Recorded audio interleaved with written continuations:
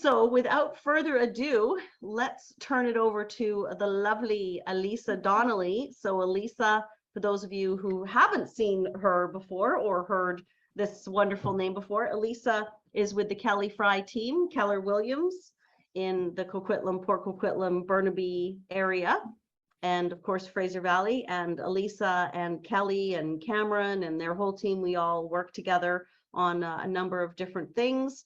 We, as a group, WREN members, bought a group of pre-sales in Langley. 11 of us bought a four set. We just decided to buy 4 pre-sales in Langley together. So that's kind of fun. That's the kind of thing that we like to do. And that's at the Forum location. And Alisa looked after that for us. And of course, Kelly Fry is a sponsor as well. So we're always thrilled to have Kelly sponsor WREN and just help us keep moving forward. I love the colors. It's bright yellow. It's my favorite color. I love it. Yeah, it's pretty colorful. It's awesome. And okay. Alisa, I know you're so you guys can see the presentation screen, right? Not my screen. We can. It looks fabulous. Okay, perfect. So well, we're going to talk about what strategy works in the current market, considering the interest rates gone up and they're probably going to go up again in October. So particularly Airbnb strategy, short-term rentals, is the only strategy that really works for Vancouver market. So we're going to be looking today what kind of cash flow you'll be getting from standard Airbnb, how to simplify process of running Airbnb. I'm going to show you some numbers, and we're going to show you how to stay ahead of the inflation. So probably everyone is really familiar with the Airbnb. It's an online platform. Basically, it's pretty much the same idea as a hotel, but it's hosted by individuals. So you can rent an apartment, house, different type of accommodations, like anything you want, you probably can find on Airbnb. So it's a great alternative to the long-term rentals, because as you guys know, in BC, we probably have the most strict, regulations for tenancy. So we have an annual cap. We can't just increase rent. So it's all regulated. In a time like this, because the inflation is running double digits, I think it's close to 10% right now. So, I think the cap was this year by BC Tenancy Branch, I think it was about 2%. So it's nothing even close to inflation rate. Inflation is close to 10%. As you can see, your long-term rental is not going to be able to keep up with inflation. Airbnb just exploded. It exceeded all expectations, 70% revenue growth as travel rebounds after COVID. So it's only going to be getting bigger as a company, busier for us, like as hosts. So yeah, it was a great year for Airbnb. So the key points are where to find cash flowing Airbnbs in Lower Mainland and the Fraser Valley. So as I mentioned before, so Canada removed all the restrictions, so anyone can enter now without, being vaccinated, or they don't have to arrive Canada. So this is gonna impact dramatically on how many people come into Canada. So I often get a question from my clients when we're looking for Airbnb. So who stays in Airbnb? Like who rents, let's say, an apartment in Port Coquitlam or Maple Ridge? Because it's, it's far away from downtown Port. It's more like less suburbs. So most of our clients would be like traveling for, sport tournaments, let's say with their kids for a hockey tournament or a swimming competition. People coming for weddings, birthdays. Temporary work assignments, visiting family. There's quite often people who, have an insurance claim. Let's say their house, their property got flooded, so they have to stay somewhere for, let's say, a month while the house getting repaired. So those people. pre-sale buyers. It's not a secret, sometimes the construction get delayed, the project not finished on time, so those people already gave the notice to landlord, already sold the apartment, so they have to stay somewhere. So those are the clients of Airbnb.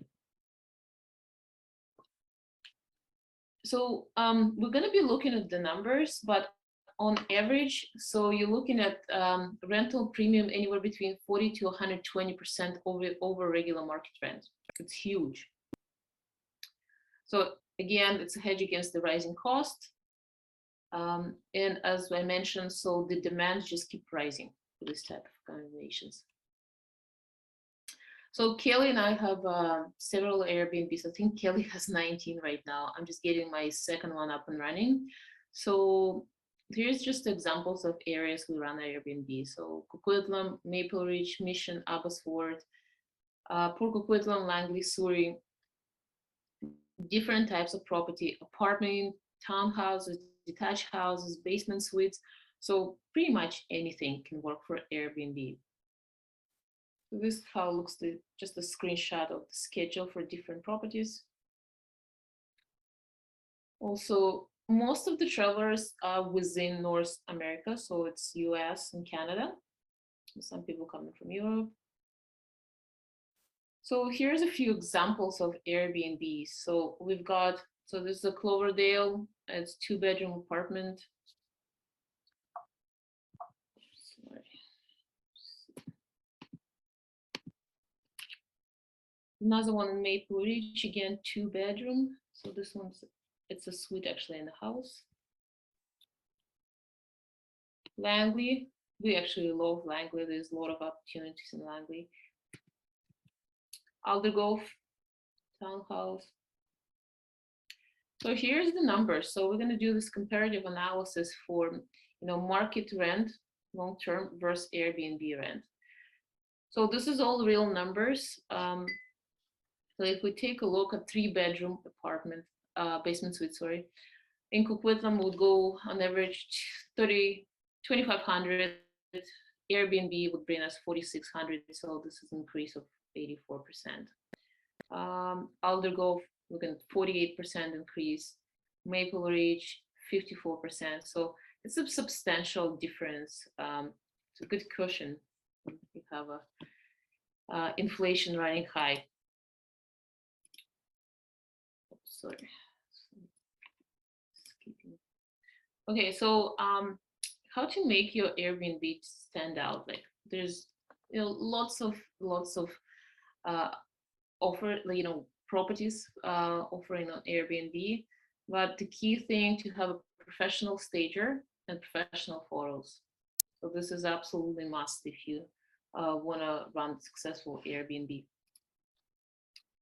Just a couple more examples. Yeah, if you look in 2-bedroom, again, Abbotsford, your long-term would be around 1,550. Airbnb, you'll be bringing an average around 2,800. So surprisingly, like Cloverdale, right? Like a lot of my clients saying like, well, Airbnb would only work in Vancouver, like downtown Vancouver, because there's lots to do. There's a lot of tourists, but no one, like many people just don't realize the market is there. Like for instance, Abbotsford Chilliwack, there's a Trans Mountain pipeline being built right now. The project is for 3 years. So there's tons and tons of people coming to work on this project, and they like historically, Greater Vancouver has like really low vacancy rate with like probably nearly zero, something like 0.1 or something over percent. So anyway, so yeah, this is great numbers. Same with the 1-bedroom apartment, again, looking like anywhere between 57 to 78% difference market rent versus Airbnb. So what are the daily rates? So those, again, real rates, those the rates we use in our Airbnb. So this is just, it's not an estimation, we are taking real numbers. So There's Chilliwack, $78, Maple Ridge, $89, Mission, $85. So you can see, and again, so we did calculation to come up with occupancy rate over 12 months. So again, this data collected from our Airbnbs, and so we came up, so it's the overall occupancy will be 26 days. It's actually higher right now, especially in the areas of Mission, Abbotsford, and Chilliwack, because of that Trans Mountain pipeline construction. Like my summer was super busy. Like I was fully booked. I didn't have any openings. Until like end of September. Starting from May till end of September, I didn't have any openings. There is obviously obstacles. So all municipalities trying to prevent running Airbnbs. Very restrictive, but there's still areas where you can do Airbnb and get around. Just some, stats we can use for our calculations. So current occupancy rate is about 94%, return guests 3%, average length of stay is about 4 days. And current average lead time for bookings is about 57 days. So it could be self-managed. It's pretty straightforward. So the application is actually quite straightforward. It has a lot of tools you can use. Also, it can be managed professionally. It will cost you anywhere between 20 to 35% because it's time consuming. However, Ladell, our in-house property manager, we actually agree she'll be running our Airbnbs with 15% only. So for our clients. But yeah, on average, it's anywhere between 20 to 35%. Here's an example of downtown Vancouver. It's one of our clients, purchased 2-bedroom, 2-bath apartment. It's just over 1,100 square feet. So that's the pictures of interior. So again, so that was bought specifically for Airbnb. So they will be using Airbnb property manager. So it was joint venture in this case, so it's 50-50 split in cash flow. Client put a 35% of cash and the mortgage holder, and GV put 65% of cash. So the listed price was $1,060,000. Purchase price was just under 10K. The interesting fact, yes, our client assumed existing bookings, which was totaling for August was $30,000. So here's a quick number. So those are actually quite conservative. During the summer, our client was charging, I think they were getting about $700 a night with the, Pride Parade and celebration of lights. So like all these events during summer in Vancouver. So really brings the price up per night. So here's the breakdown.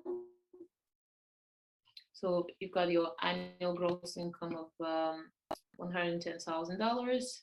So taxes, insurance, we assume it's 1% of vacancy. Repairs, management 20%. So this number could be less, could be 15%, right, for the management fees. Internet cable, extra cleaning supplies, strata fees, and mortgage. So total cost is $97,312. So total monthly cash flow is $1,057. Actually, in reality, it's higher, but we use kind of conservative numbers for these calculations. Okay, so what are the keys for this kind of property? So you have to have an excellent cleaner. So that's just the number one. So your cleaners has to be exceptional. For the Airbnb algorithm work well and bring your property, to the top of search, your rate of response has to be quite high. So you should reply right away. Again, handyman is a must, so quick respond if there is any problem with the unit, so someone come up and fix things. Good reviews, and well-stocked properties. So I would just put something extra, always obviously tea, coffee, maybe some, cereal, something extra. So something you can, make your property to stand out. Okay, so obviously not everything just goes smooth. Sometimes you have bad guests. Sometimes they don't follow the rules. Sometimes things happens. So there's a different side to it. Especially with the strata, sometimes, strata is obviously generally against short-term rental. So when we're searching for a property, we make sure, the building looking into like Airbnb friendly. And in downtown Vancouver, there's, a few buildings which are like allows Airbnb, it's in the bylaw. So it can be found. So, but I mean, it's not an easy task, but we can find strata property which allows Airbnb.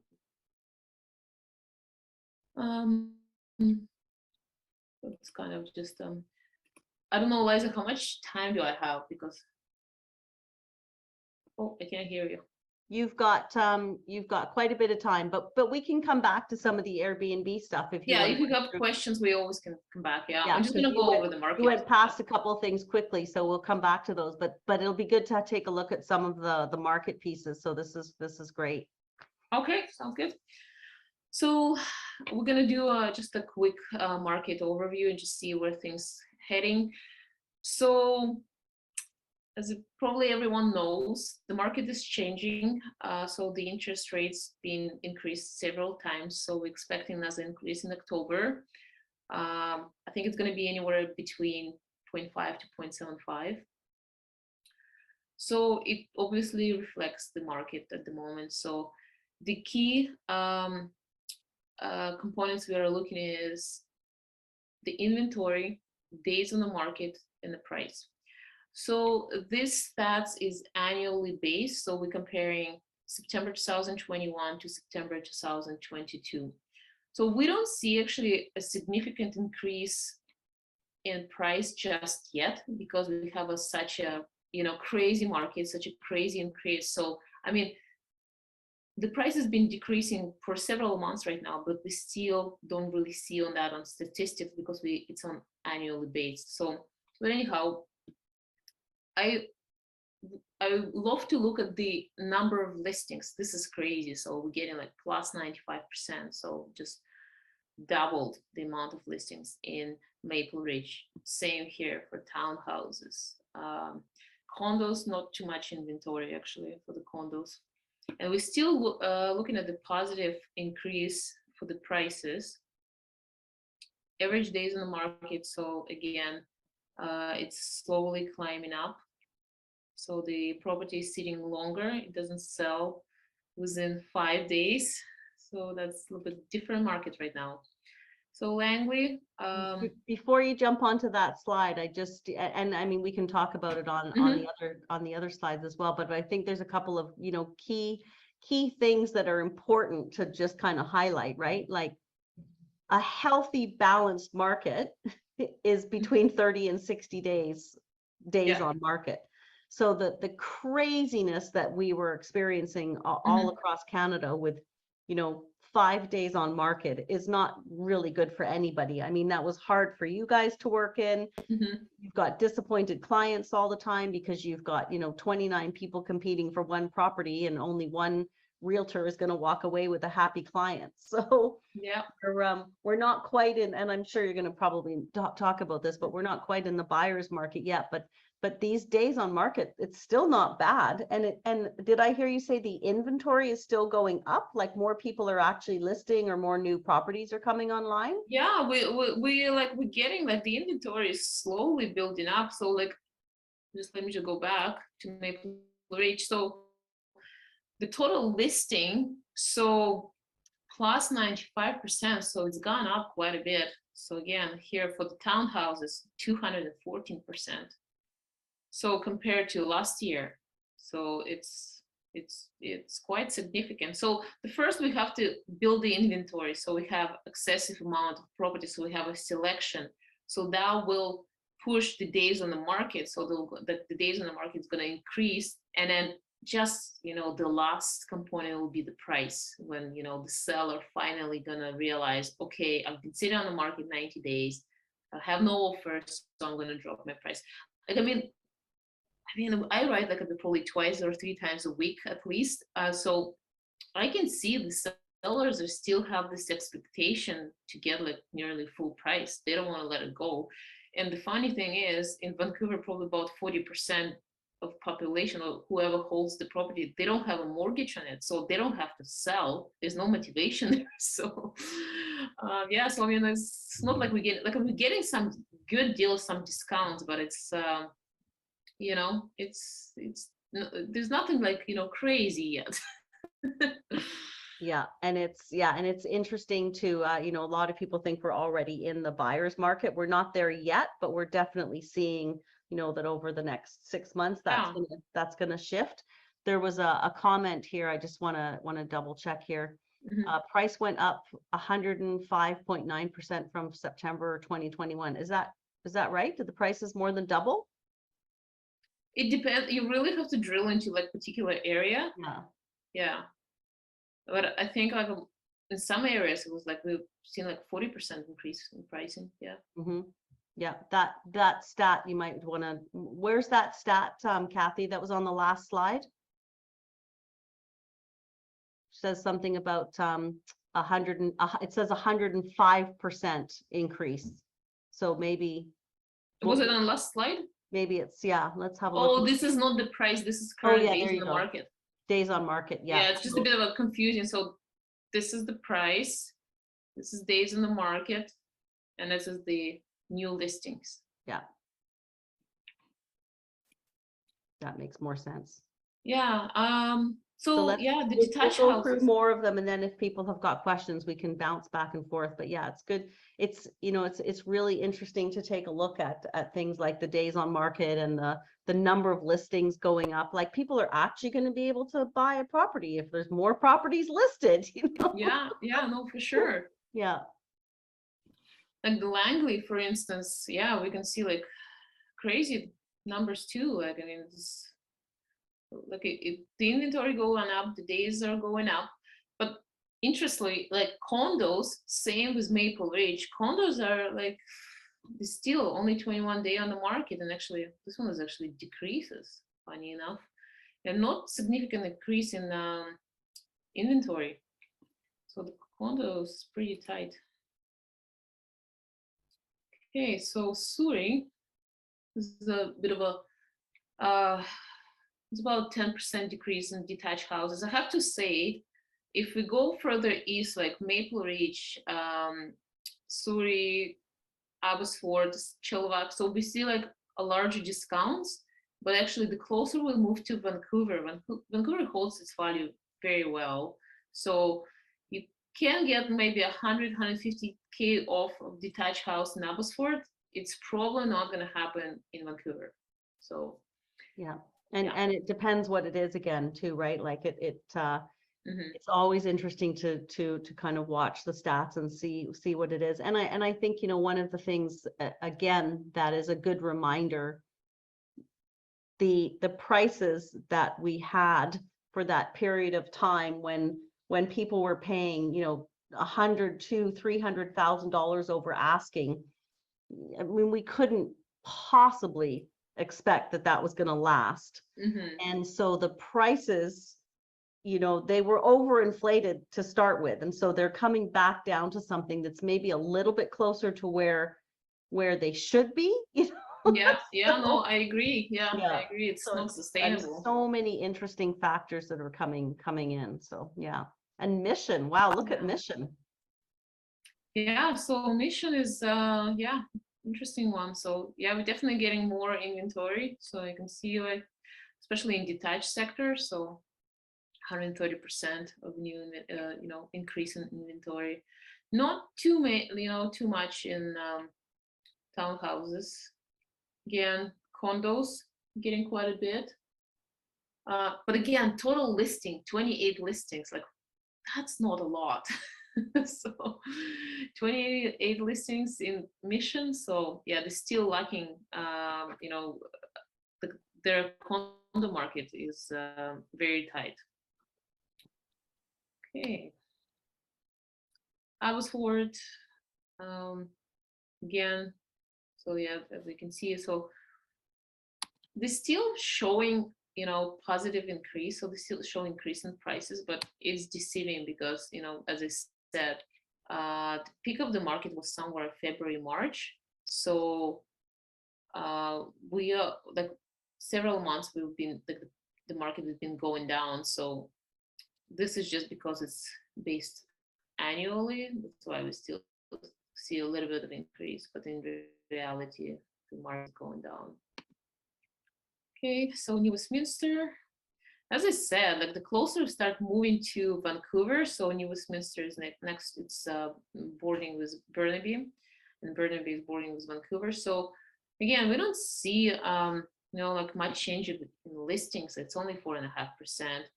Like townhouses, we actually have decrease in listings. Same with condos. So again, as I mentioned, yeah, Those are some you really have to, like in Vancouver, Greater Vancouver, you really have to go and dig into the area and analyze stats for this particular area because the market is so diverse here. And those are some pretty low listings, right? Like 23 townhouses. I mean, yeah, I know. Can you imagine trying to be, someone who's looking for a townhouse and only having 23 available in the whole market of New Westminster? Yeah, and only like 12 days in the market too. So yeah, yeah, very interesting. Yeah, so yeah, that's New West. And what we got next? Chilliwack, that's what I was talking about. So Chilliwack, so it's further away, right? So you can see a little bit of more decrease here already in pricing, 13%.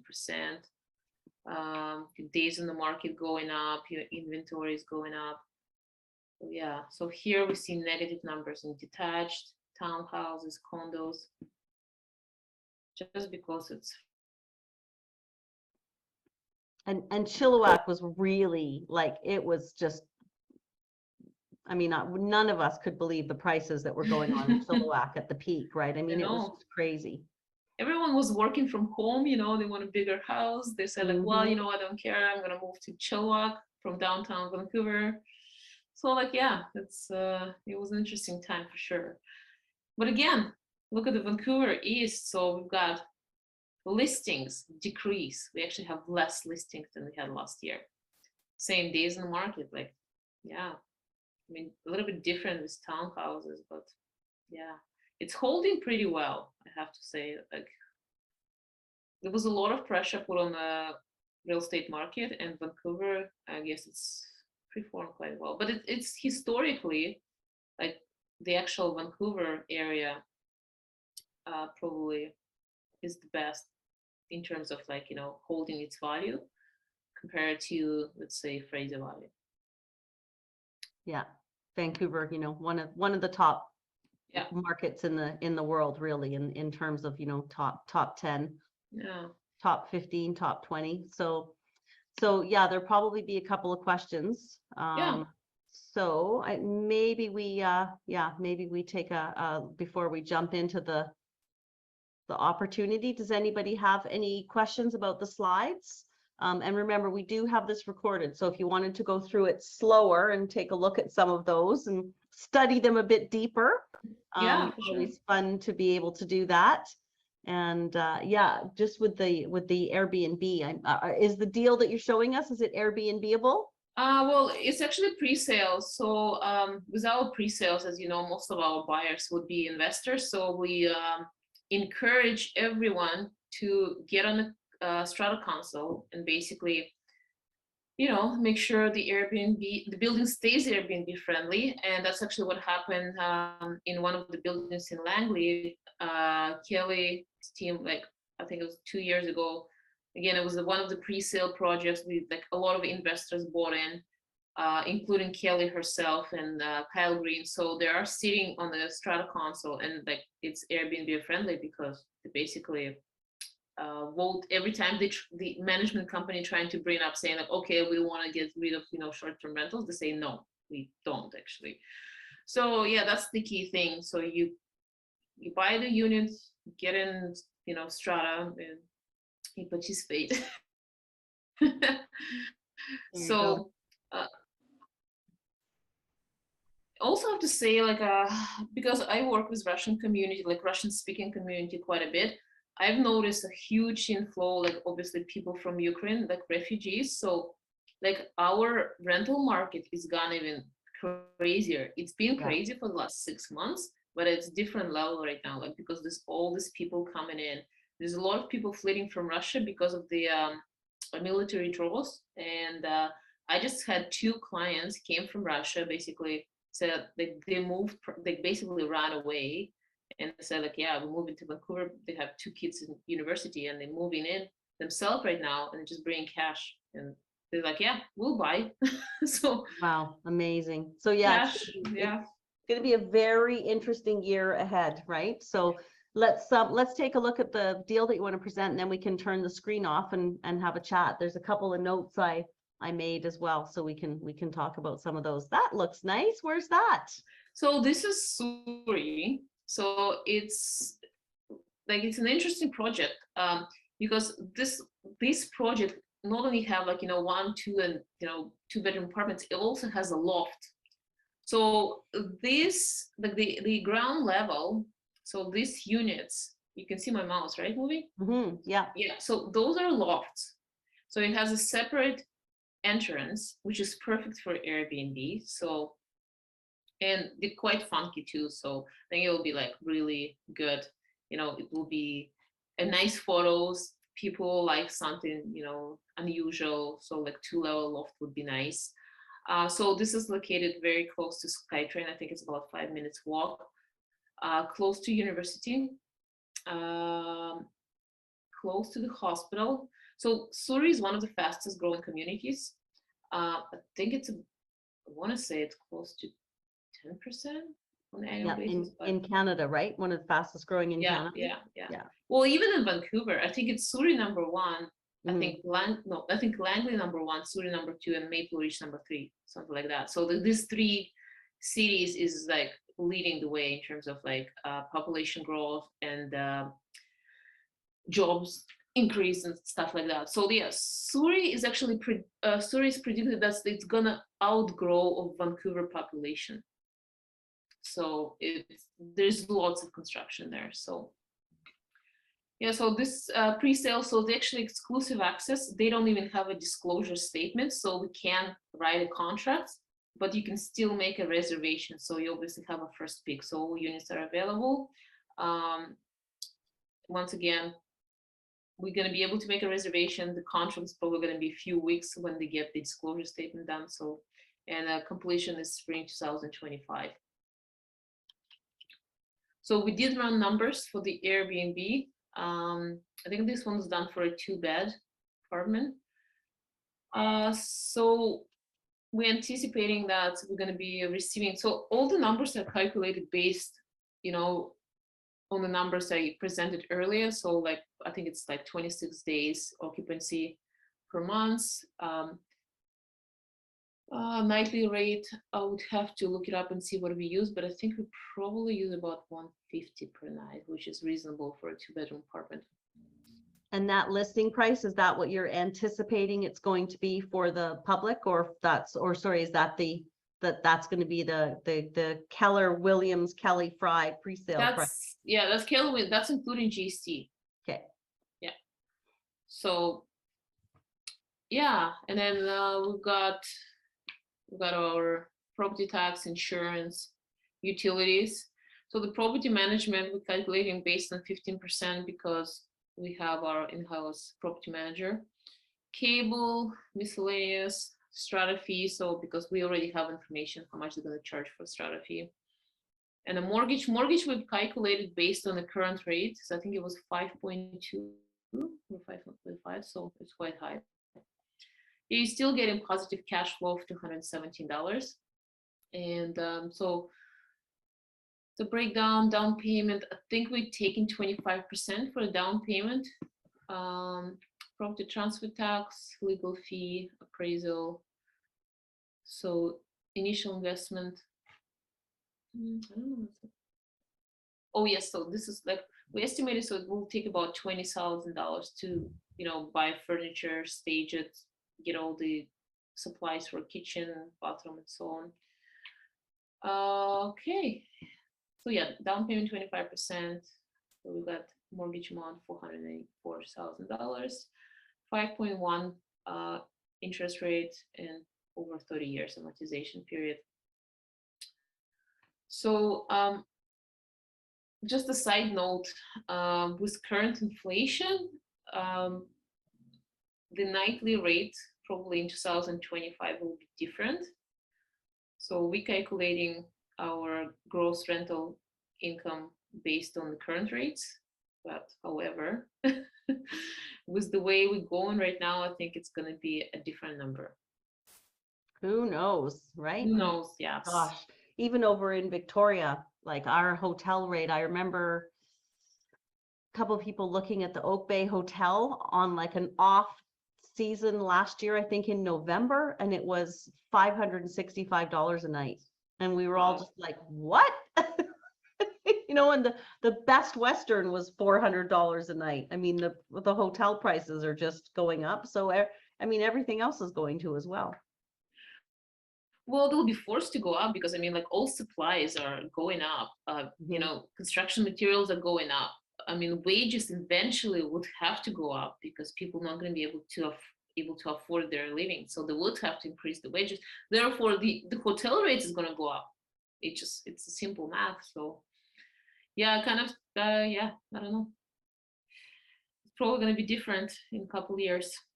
But anyway, so this is just an example for a pre-sale. However, we do have lots of Airbnb deals, like it's a resale. So including downtown, Langley, Maple Ridge. So if anyone interested to, take a look at examples like what we have currently on the market and what's the cash flow, you can reach out to me. I probably can put my contact information in the chat.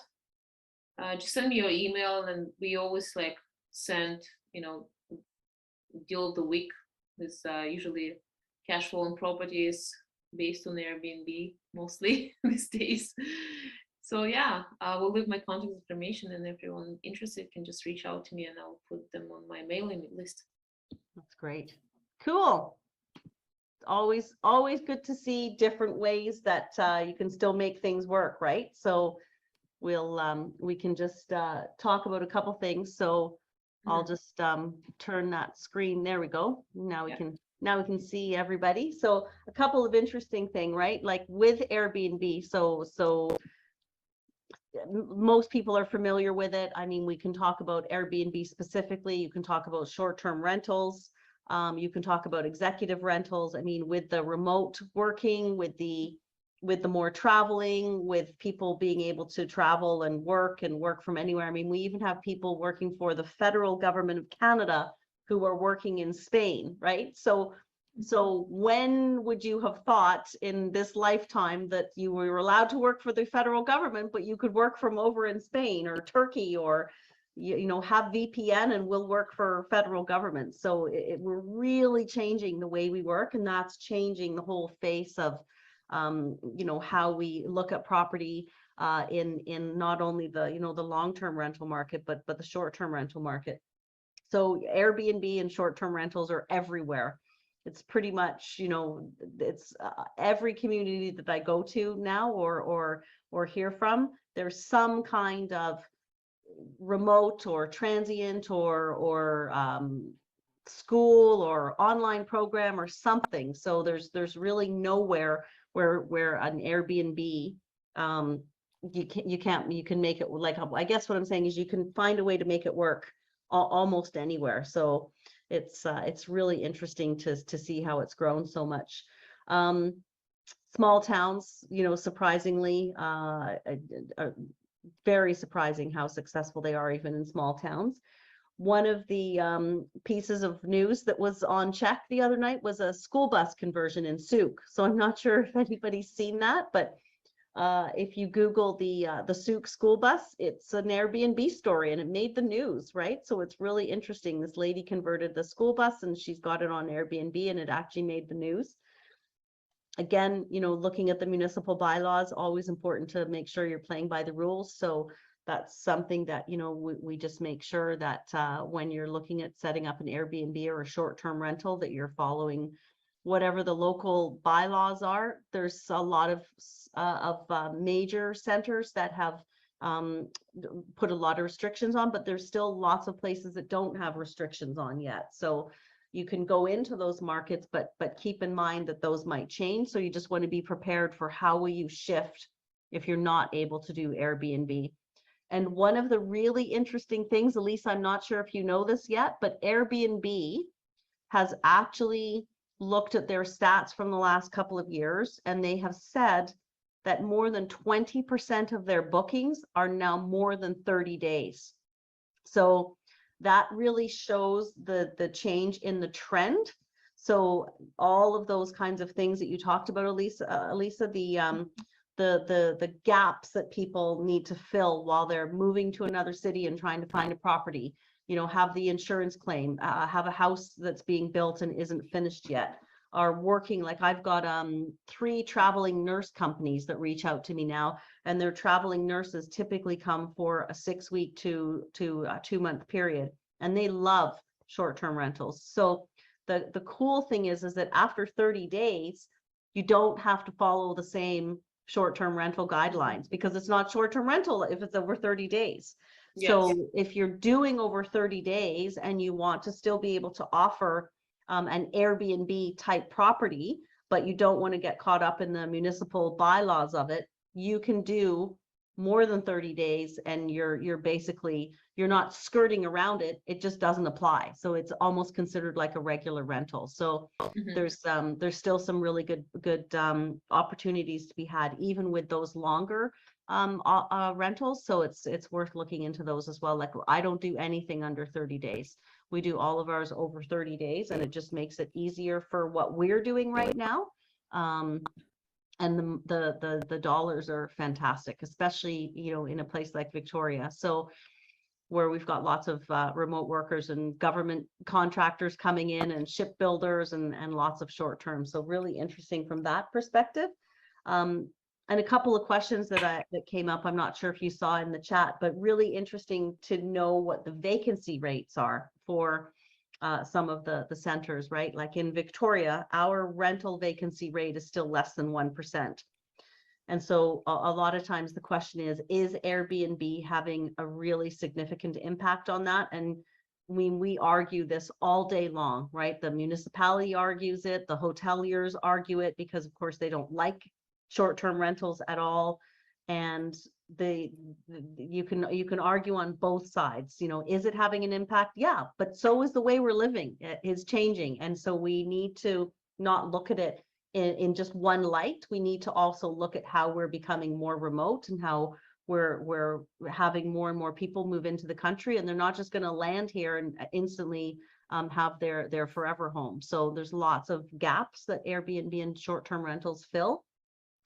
And I think the other piece of that is that typically the government's not keeping up with building the housing that needs to be built. So if we need rental buildings, then somebody needs to take some responsibility for actually building purpose-built rentals. And that's not necessarily going to be the same buildings that you're going to see Airbnb in, or that's not typically going to be your mom and pop investor.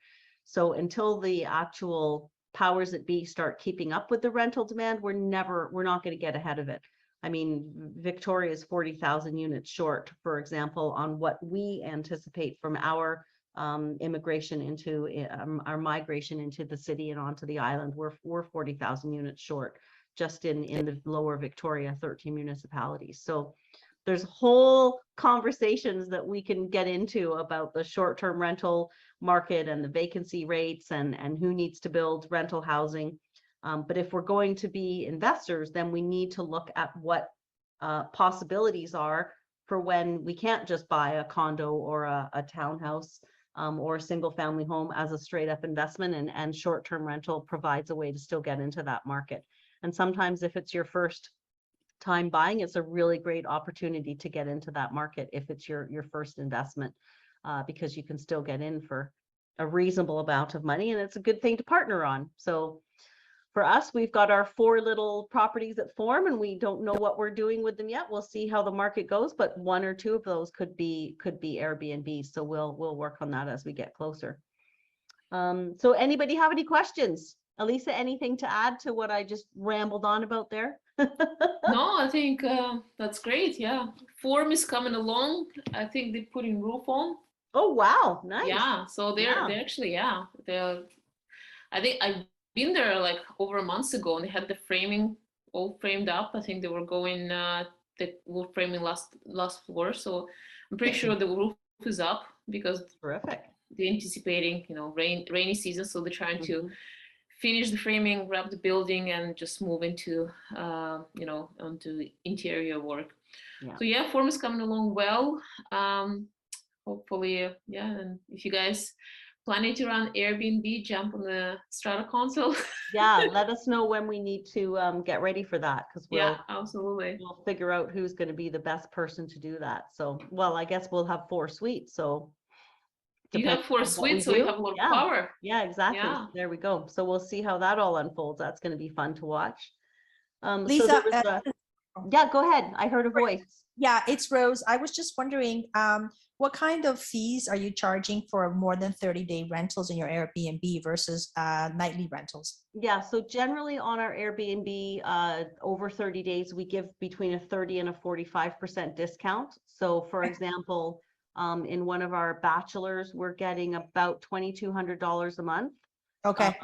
And then in the 1 bedroom, it can be around 3,500, and we're reasonable. I mean, we have friends who have properties that are, zhuzhy and gorgeous, and they're charging, they're getting upwards of $5,000-6,000 a month. So Airbnb runs the gamut. I mean, you can get everything from your little $50 a night hole in the wall, or your $50 a night, here's my a little room in someone's house and you're sharing a bathroom and it's a basement suite, all the way up to thousands of dollars a night for beautiful homes on the water. And right.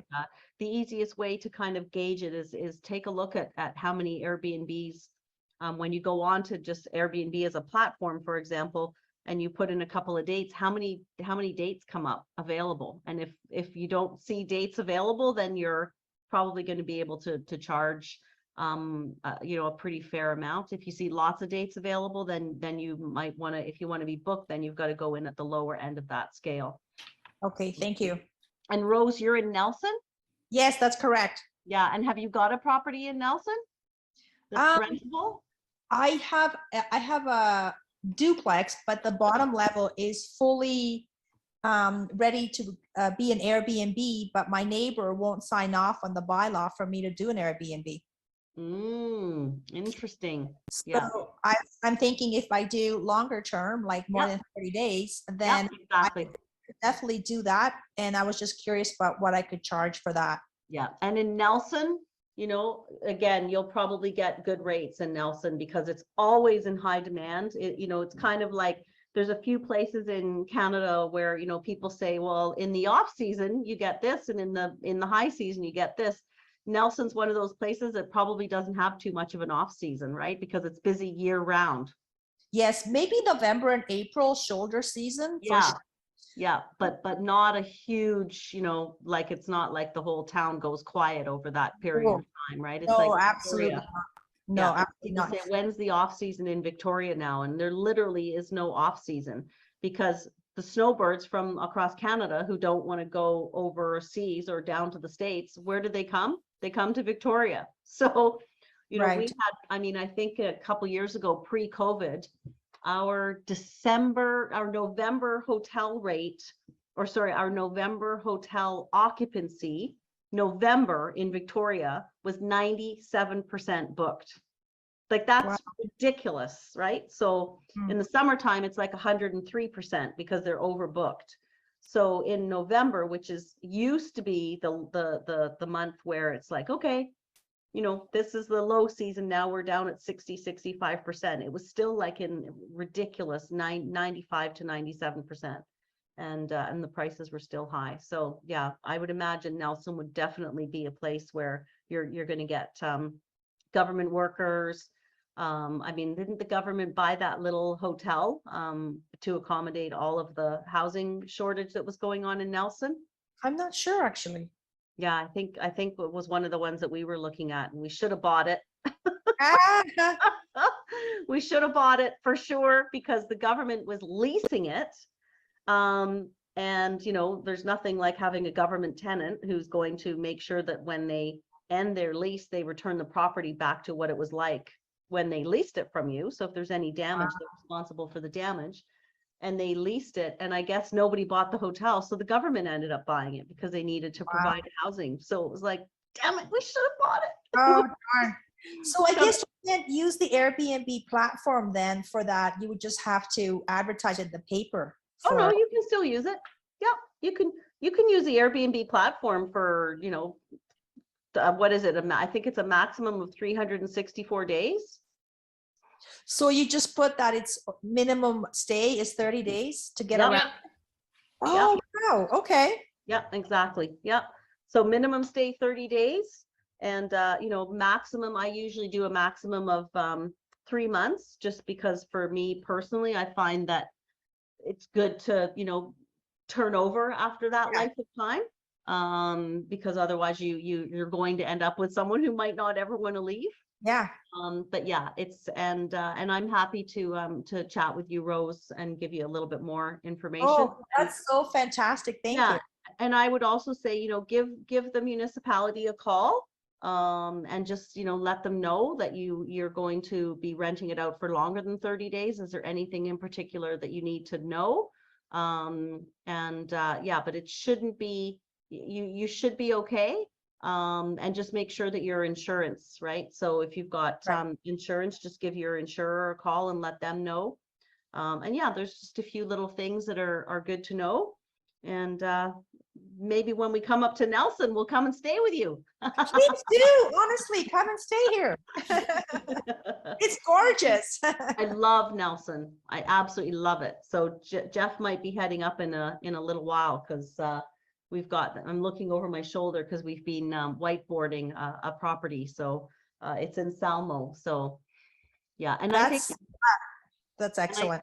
And Kat, let me see. There was someone asking about doopy doopy doopy doo. I'm just going to pop back into the chat here, asking about.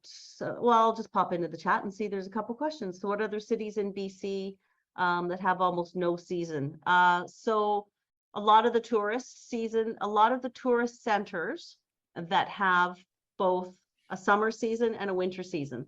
So, if there's a ski mountain nearby, golf courses nearby, obviously wineries, those are the places where you're going to be good year round, right? So Revelstoke, Fernie, Golden, Roslyn, you know, so many places where it's, and now that we're coming out of COVID, you know, for winter, right? Because this will be our first full winter that we're out of COVID. You can bet that a lot of people from Europe who need a break from the heaviness of what's going on in the Ukraine with Russia, they're going to be flocking to the ski hills in Canada this year because they are going to want a break. So there's probably going to be a lot more internationals on the hills than we've seen for, you know, at least 2, maybe 3 years. So it's going to be really interesting to see that. And, you know, we won't necessarily have that data until March, but I have a feeling that January, February is going to be a really busy time on the ski hills this year, because so many people are going to want to get out of Europe and just take a little bit of a breather from what's going on. So there's places like that where you've got a dual season, skiing and summer, and then also places where you've got an industry that is year round and they're short on housing. So how many highway improvements are going on right now where they're short housing for all the highway workers? Lots. Any kind of, year round work that's being done. Mining, buildings that are being constructed that don't have places for their workers to live. I mean, anywhere in BC where you can see that workforce are going and there's a shortage of housing. So again, nursing, if there's a hospital in the area that you're looking at, you can bet that you reach out to one of the nursing agencies and you'll fill your property all year round. Obviously government, cities, municipalities, Victoria is an anomaly because we just have so many transient people coming in and out because it's a government city, because it's shipbuilding, because of the cruise ship, because of the staff. So yeah, lots of things happening here. And then one of the other questions that I saw that, yeah, we do need some snow. It's still early, right? It's too early for snow. It's only October. I guess the rain's finally coming after. We haven't had rain in Victoria in 90 days. That's a record. I think that officially got broken this week. Where are we looking at mobile home parks? So Kathy was asking where we're looking at mobile home parks. So the answer to that is, for those of you who maybe haven't heard me talk about this before, we love mobile home parks. We almost bought mobile home parks in Texas and Michigan right before COVID. And then COVID happened and we just put everything on hold. So now that we're coming out of that, we probably won't look at the States yet because the Canadian dollar is in the tank. So we're not going to look at the States yet. So we are definitely looking in BC. And a really interesting thing is going to be happening over the next 5 to 10 years. And that's that a lot of mobile home parks, RV sites, these great little camping and these little old cute motels that are owned by mom and pops, they're retiring out of them now. So they've had them for a long time. They've made their wealth and they're like, okay, it's time to sell these up. So there's going to be a lot of these mobile home parks and RV sites and resorts that we have not been able to get in the market for because they've been held by the mom and pops for so long. And it's going to be our chance to get in on some of those. So one of the reasons we like mobile home parks for so long is because they're such a great asset class. They make a really, really, really good cash flow and they have an extremely low expense ratio. So generally, the expense ratio is under 30%. So under 30% of your expenses, or your expenses are going to be under 30% of your revenue. So we love mobile home parks, and we next year I think we're going to be focusing a lot on trying to buy as many parks as we can. So we'll be rallying everybody. We'll be setting up some companies, and we'll be trying to buy a couple of maybe portfolios. So we'll get through. One of the things we've been talking about recently with all of the changes that are coming is this is a really good time right now to figure out what your plan is, get your financing cleaned up, get caught up on your accounting. We were talking about that at the very beginning of this call, how we all have multiple businesses now and we all need to catch up on our accounting. Start to build your network, start to figure out what you want to look at. Do you want to be a passive investor, an active investor? A lot of people who were flipping don't necessarily want to flip right now. So do you want to be active and look for something else? Or do you want to just say, okay, I've got some money and I want to invest in something for a while I wait for the buyer's market to come back and give me some opportunity to be renovating and flipping again. So now's a really good time to just kind of regroup and get ready. Because I think next year there's going to be a lot of opportunities for buyers, and especially in the multifamily, mobile home park, that kind of, get a group of people together. I mean, for those of you who haven't heard the whole Crescent story yet, right? We got a group of friends together and we bought an 8-unit apartment building right across from the beach in Victoria. Never in a million years did I think that we would be able to do that as quickly as we did. but we did, and I'm living here now, and we're just about to start welcoming some of our other owner occupiers in over the next few months. So it's what we call our first BFF mansion. So we got the nice, cool apartment building right across from the beach. I went and stuck my toes in there today.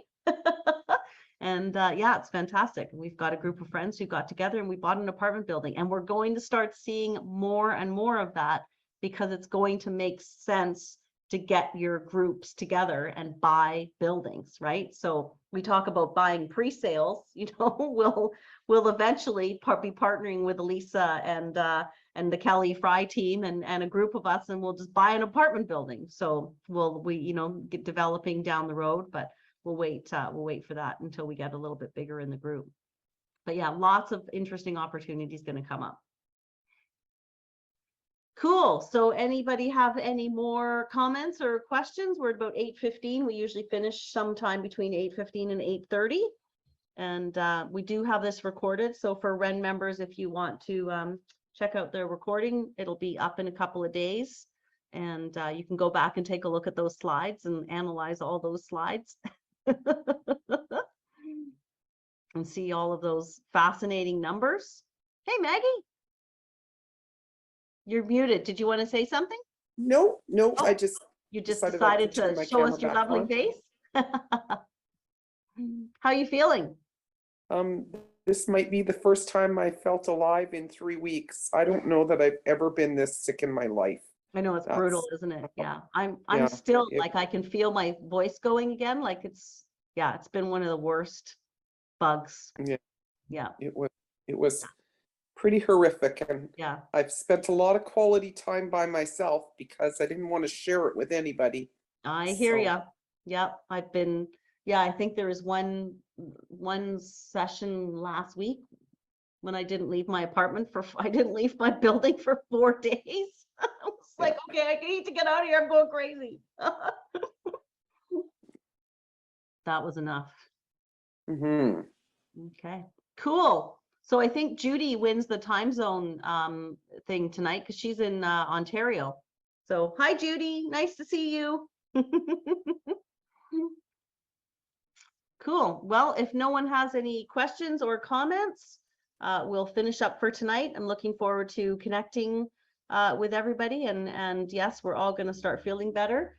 And so we'll have some in-person things to catch up on, which will be nice.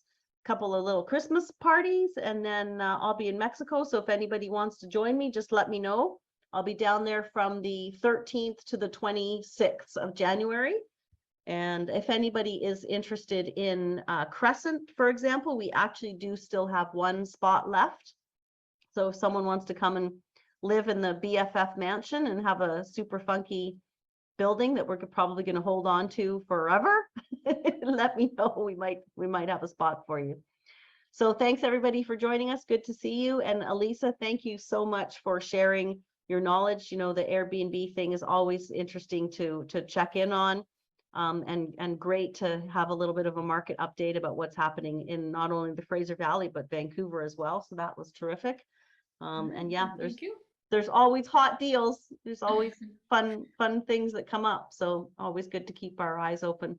And I know that Alisa put her information in the chat. So just go in and grab that. And we will see all of you either in person or online at some point over the next little while. And Judy, I'll see you next time I'm out in Toronto, which is probably going to be in the spring. So I'll keep you posted, unless you come out here first. All right, everybody. Thanks. Good night. Thank you.